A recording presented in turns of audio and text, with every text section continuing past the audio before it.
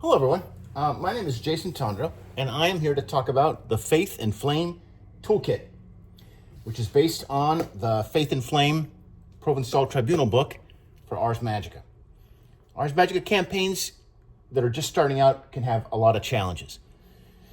The rules are infamously challenging for new players, and it can take a long time just making characters and setting up a covenant, and you spend so much time preparing for the game, you never actually play the game. The Faith and Flame Toolkit is designed for one player who has the rulebook to sit down quickly and start a game with up to 8 players with minimal preparation. It's got everything you need to just start your campaign right away. It might be a one-shot, it might be a game that you run at a convention, or it could be the first session in an ongoing saga. The toolkit has a lot of components. Let's talk about them. You get characters. There's 8 magi. We'll talk about those in a minute.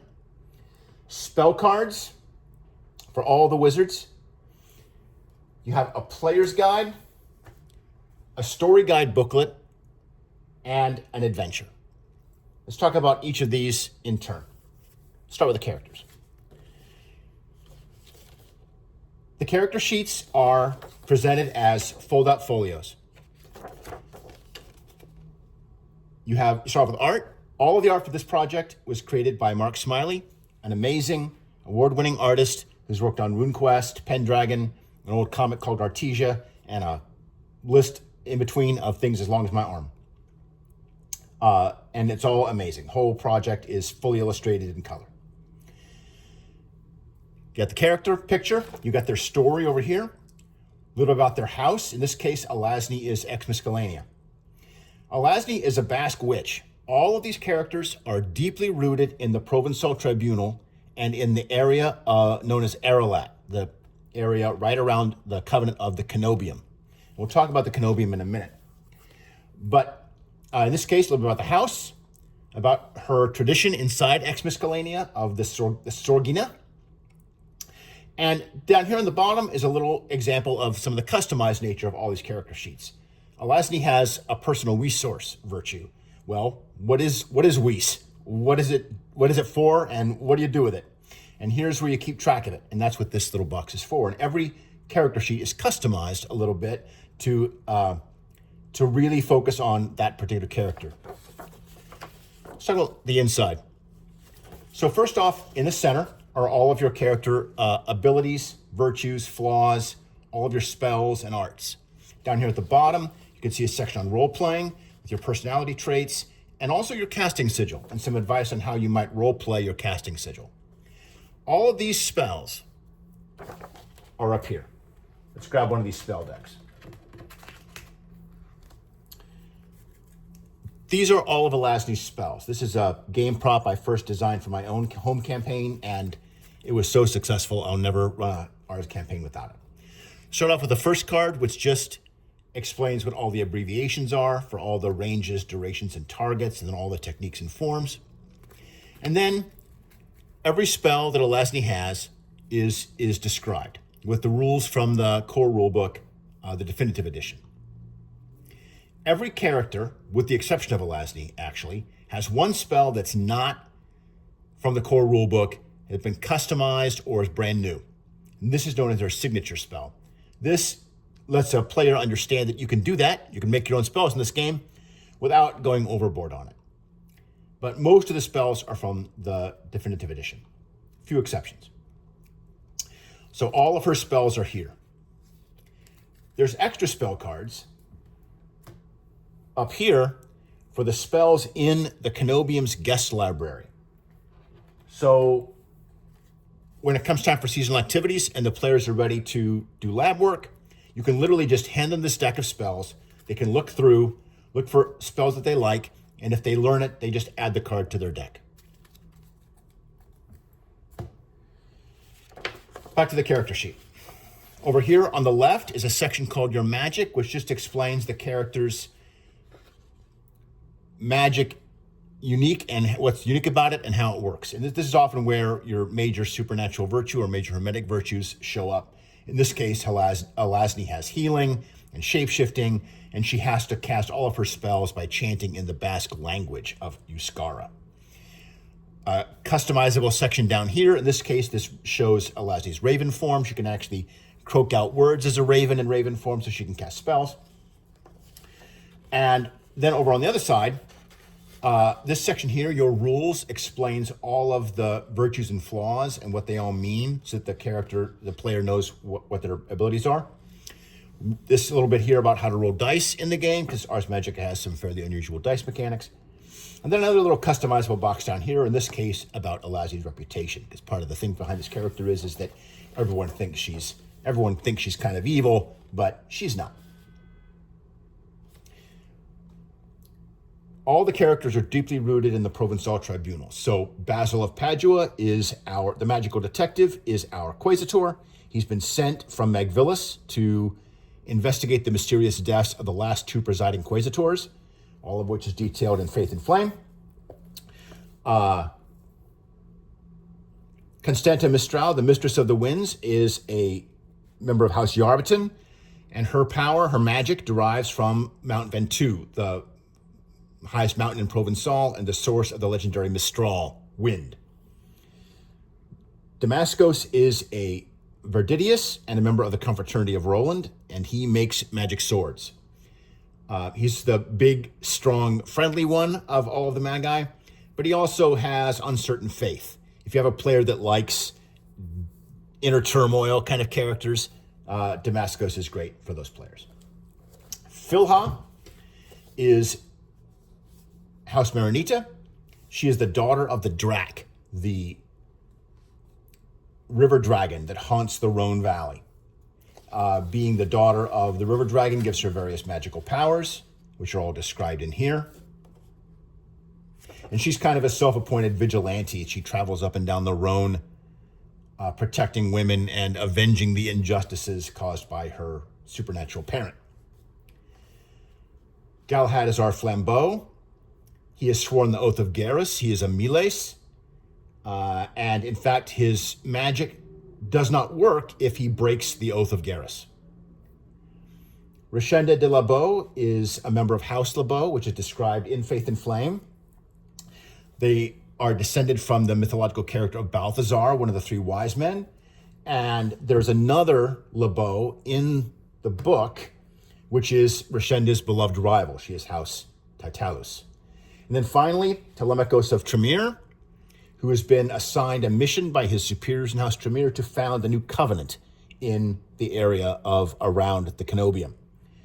This highlights one of the big choices of this campaign. Your characters do not have to found a covenant. They can live at the Canobium for as long as you want. The Canobium has a long history of allowing guests, and as long as you are pleasant, easy to work with, and you do what you're asked when people ask you to do things, they will never ask you to leave. And you can run your whole saga and never leave the Canobium. But if your players want to found a covenant, there's ways to do that. So Telemachus becomes the character. You include him in your campaign, and he begins to found a new covenant. And Damascus has Conjuring the Wizard's Tower, and there's a lot of other plot hooks for founding a new covenant around in this location. But you don't have to do that. You can just leave Telemachus out. You got 8 characters. You can leave one out, and the players can live at the Canobium as long as you want to run that saga. All right, we've talked about the characters and the spell cards. Next is a player's guide. This is an 8-page player's guide, mostly filled with background information, stuff on the Covenant, and plot hooks. It includes, first off, a quick summary of the 8 characters. If you know who your players are going to be, you can send them the toolkit ahead of time, the player's guide ahead of time, and they can pick their characters. But you might not know that. You might be running a one-shot. You might be running a game for strangers that just gather at the game store. So then you can just give everybody a player's guide. They can read this, and they can pick their characters, and you are ready to go. You are off and running that quick. You've got a little map of the area, and all the locations on this map are described here, filled with plot hooks. A little bit about Paul the Sophist, which is the patron of the characters at the Canobium, and then information on the Covenant. What are your resources at the Covenant? your Sanctum and Lab, Weiss, the library, your Shield Grog, your Servant. The toolkit suggests just picking a grog out of the main rule book, and here's some names for you to name your grog and name your servant. Here's the contents of the guest library, books on the arts and arcane abilities, 20 lab texts, all those in the spell deck. And then finally, a seasonal activities worksheet. This is another prop I made for my own campaign. Very helpful to players. They loved it, so I included it. It's just a summary of all the various things you can do in your lab, or not. Some don't require a lab. The activities that you can do between seasons, and a summary of what they are and what you need to do them and what the reward for them are. And a little bit of help generating your lab total. 8-page player's guide. I made 8 of them because I wanted all my players to have one. So then you get a 16-page story guide booklet. Talks about campaign issues, why to run a game in Provence, and the unique challenges of running a game in Provence. It talks about all of the 8 characters, how they were designed, like what are their levels of arts, and what are the connections between them, how to prepare all the materials to print everything out and assemble everything. And then it talks about each of the characters' individual stories. What are their main plot hook that ties them into the Provençal Tribunal and the area around the Canobium. A little bit of the spell cards and the player's guide. Repeats the important information in the player's guide that the story guide needs, like the grogs and the servants and the library and the labs. Again, the contents of the guest library. A little bit about the adventure. We'll talk more about that in a minute. And then starting and running your own saga. How to use Pola as a patron to send the characters on missions as a quest giver. All of the story flaws for all of the 8 player characters, and how to prepare for that and how to spin stories off of them. How to add companions to this saga if you choose to. You don't need companions, but if you want to add companions, here's how to do that. Advice on founding a covenant if you want to do that plot line. And then here are all of the resources in this chapter of the Faith and Flame Tribunal book. All the resources that are described as the area around the Canobium and what kind of stories might be spun off of them. I had to cover up some art here. These are river fairies, and I didn't want to bump up against YouTube's censors. And then all of the fallen covenants in the area around the Canobium. These are places to explore. And finally, Paula the Sophist, more about her background.